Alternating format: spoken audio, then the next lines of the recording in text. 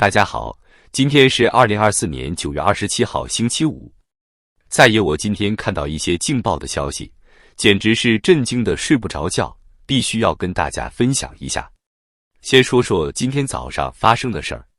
上海证券交易所，也就是咱们常说的上交所，开盘没多久系统就险些崩溃了。你没听错，虽然没有完全瘫痪，但是出现了严重延迟，近乎瘫痪了将近1个小时。这事儿立马就上了热搜，引起轩然大波。我第一反应就是不妙啊，这是要出大事。你想啊，一个国家的股票交易所开盘没多久就差点崩了，这说明什么？说明中国股市可能已经热过头了，连交易系统都快撑不住了。上交所后来发了个通告，说是什么股票竞价交易出现成交确认缓慢的异常。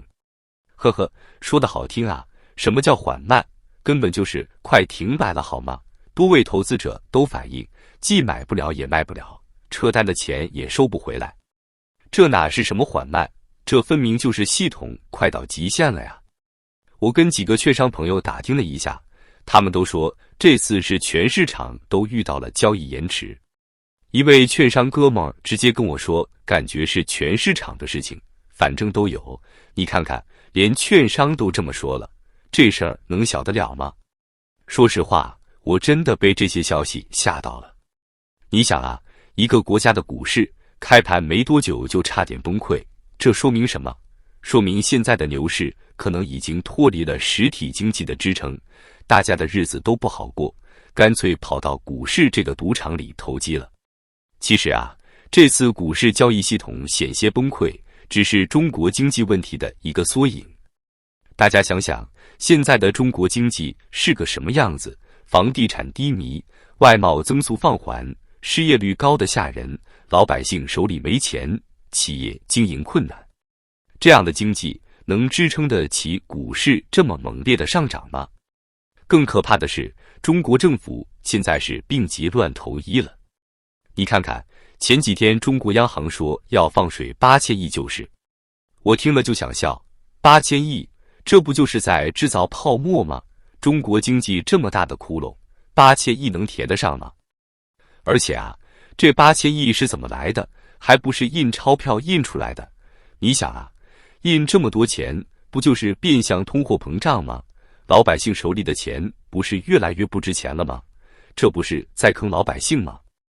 更可怕的是，有消息说中国政府准备发行10万亿的国债来刺激经济。我听了这个消息，那个害怕呀！你想想，一个国家要发这么多国债，这不是在透支未来吗？这不是在坑我们的下一代吗？我觉得呀，中国政府这是在玩火。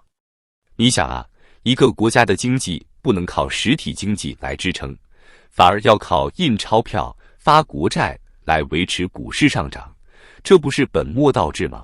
这不是在自欺欺人吗？更让我担心的是，这种做法会带来什么后果？首先，印这么多钱肯定会导致通货膨胀，物价上涨，老百姓的生活成本增加，日子只会越过越难。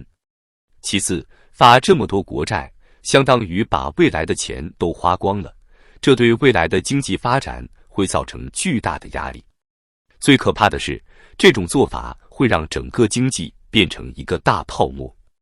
你想啊，股市上涨不是因为企业业绩好，而是因为政府往里面灌水。房地产价格上涨不是因为市场需求旺盛，而是因为政府不断刺激。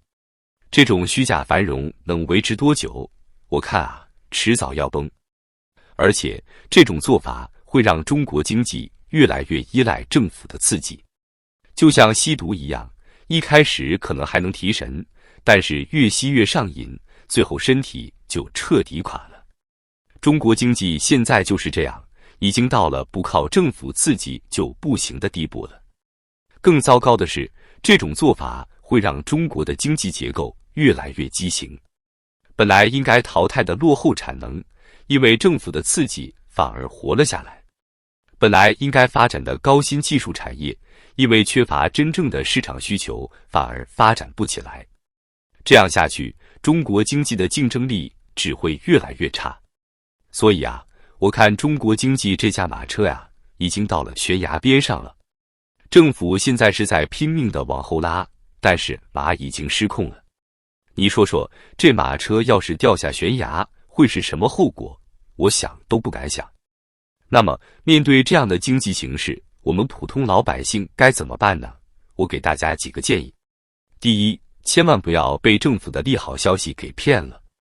你看啊，这次股市大涨，表面上看是因为政府出台了刺激政策，但是你细想，这种靠印钱堆出来的繁荣能持续多久？我敢打赌，等政策效应一过，股市肯定会跌得更惨。第二，股市投资要谨慎。我知道现在股市涨得很猛，大家都想多赚点，但是我告诉你，这是最危险的时候。你想啊，政府往股市里灌了这么多水，不就是为了让你上当吗？这很可能是一场击鼓传花的游戏，最后接棒的人可能会损失惨重。第三，房子千万别买。我知道现在政府又在刺激房地产了，降首付、降利率，看起来挺诱人。但是你想想，房地产泡沫已经吹了20多年了，还能再吹多久？现在买房就是接最后一棒，万一泡沫破了，你的首付就打水漂了。第四，如果手里有闲钱，我建议大家还是买点黄金或者外汇。你看啊，政府现在疯狂印钱，人民币迟早要贬值，到时候只有黄金和外汇才能保值。当然了，这个也要小心，别一次性买太多，要分散风险。第五，如果有条件的话，我建议大家还是把钱转移到国外去。你看看现在的形势，中国经济这架马车已经在悬崖边上了，万一真的崩了，到时候想转移资产可就难了。现在趁还能转，赶紧转吧。当然了，我知道很多人可能没有那么多钱去买黄金、外汇，更没条件把钱转到国外。那对于我们普通老百姓来说，最重要的就是量入为出，尽量少花钱，多存点钱。你看看现在这个经济形势，指不定哪天就会出大事。到时候手里有点积蓄，至少还能撑一段时间。另外，我觉得现在这个时候，大家还是要未雨绸缪，做好最坏的打算。比如说，如果你现在有工作，那就要好好珍惜，多学点技能，提高自己的竞争力。万一哪天公司裁员了，你还能有点竞争优势。如果是做生意的，那就要想办法开源节流，尽量降低成本，提高效率。想想看，改革开放这么多年，好不容易有了些起色，结果现在又要回到解放前了，这不是在开倒车吗？更令人担心的是，现在的年轻人该怎么办？看看当前的就业形势，大学生找工作难，工资低，房子买不起，结婚生子更是遥遥无期。这样下去，中国的人口问题不是会更加严重吗？还有啊，现在中美关系这么紧张，万一真的擦枪走火怎么办？你想想，如果真的开战了，那中国经济不是更要完蛋？到时候咱们老百姓的日子还不知道要多难过呢。当然了，我说这些不是要吓唬大家，而是希望大家能够清醒地认识到现在的形势。你看啊，政府现在整天喊什么稳中向好、高质量发展，但是你仔细想想，这些口号跟现实相符吗？我觉得呀，现在最可怕的不是经济不好，而是大家都不敢说实话。你看看现在的新闻报道，哪有一个是说经济不好的，全都在歌功颂德，好像中国经济已经天下无敌了，这不是在自欺欺人吗？所以啊，我希望大家都能擦亮眼睛，不要被表象迷惑了。现在的中国股市说白了就是一个虚假繁荣，你要是现在还往里面投大钱，那就是在赌运气啊。好了，今天的分析就到这里，大家觉得中国股市的未来走势会如何呢？欢迎在评论区留言讨论。如果觉得我的分析有道理，别忘了点赞、订阅并分享给更多人。我们下期再见。